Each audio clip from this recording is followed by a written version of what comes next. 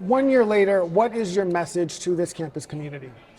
The message to the campus community is that while many of us are still experiencing the trauma from that day, we're moving forward. We're stronger, we've got better connections as a community, and so while you never want an incident like that to happen, rebels have really just said, we're going to actually move forward, we're going to get stronger, we're going to get better, and I think that's what's been going on over this past year. I imagine there are a number of lessons that you've learned through this process. Many, and actually, I'm a researcher, so I went out and actually talked to several presidents who had similar sorts of incidents on their campuses, and seeing that ours is slightly different in some ways, but I do think that it's the way in which we've actually come together as a community, and I think my leadership group has really tried in all of their efforts to make sure that we tried to think as much as we could about hearing voices and making sure that people felt like they were connected to how we were going to move forward. What have you been most proud of when it comes to this campus community? That's not even a fair question, because I'm proud of so many things. One that I'll point out is our students. Our students actually created a student organization that's on wellness. And I think that that's been a big piece of our Rebel recovery, has been focusing on mental health and wellness.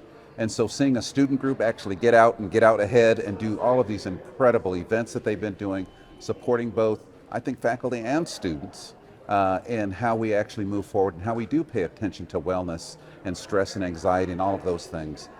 They have been incredible. We've had a bunch of faculty leaders who have really stepped into spaces where they volunteer time, energy, effort, and their thoughts to how we can actually make our campus more secure, more safe. When it comes to wellness, I know there's a faculty aspect of it, and there was funding that they could apply for. That program ends on the 1st of 2025, so coming up here, unless there was more funding for that, or if the funding ran out. Where is the funding for the wellness aspect of that? So the funding for that really comes from my office, and so we're trying to move a few things around because we know that that's having a real impact.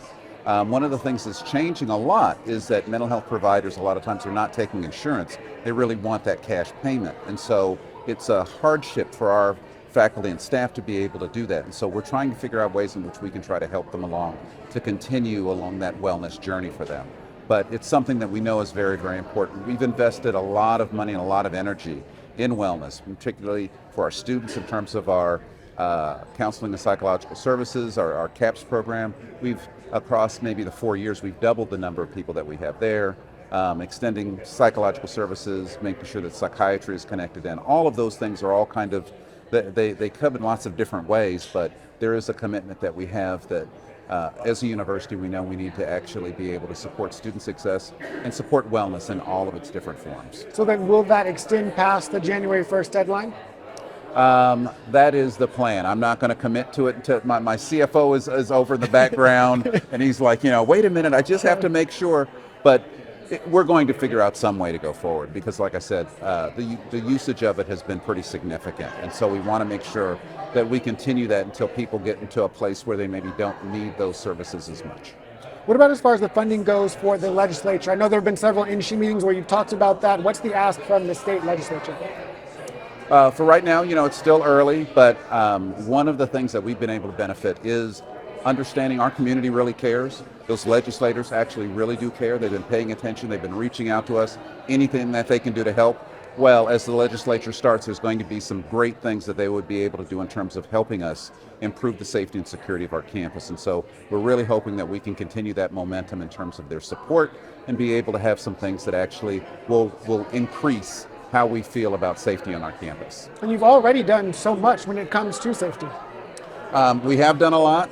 We, I think, rely very heavily on our public safety department. That's what's another one of those things that's kind of interesting about Rebels making it happen, because I think for UPD, which serves all of our southern universities, they have really kind of stepped up their game even more. They've been able to attract new people. Our interim director that we have is doing an incredible job of just making sure that we do all the things that we need to do to be able to make people feel that they're safe, but also be able to increase and train our workforce of security officers, of police officers, to make sure that they have all of the right training, and that even in terms of how they're kind of going around and patrolling our campus, they take that to another step so that there's a lot of presence. It's in addition to our police force that we call them the yellow jackets, that are around. And so that presence has really, I think, helped a lot of people feel a little bit safer and made us think about some places where we might have some things that are not going as well security-wise. As you said, we have done a lot. The one that always jumps out to me is about cameras, is about lighting, is about that police force. Those are some of the main things we do, but there's a bunch of other little things that we're doing, trying to use technology to be able to improve our ability to be able to create a safe campus. And kind of lastly, to kind of wrap this up, the Rebel Recovery Program, how is that advancing and moving forward?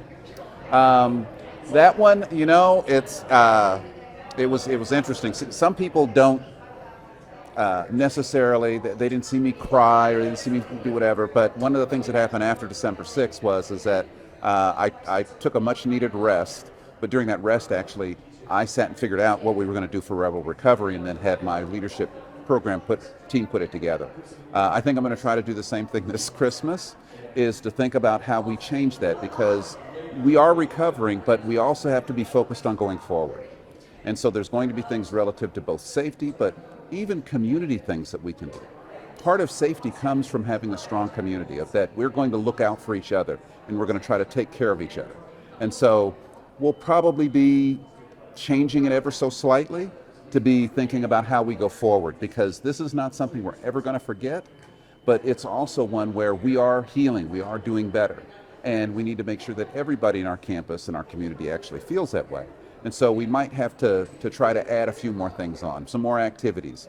Again, I rely on our faculty because they are incredible, our staff, they are kind of the backbone for things, and our students are so engaged that we're going to be able to continue to improve our community's wellness and safety.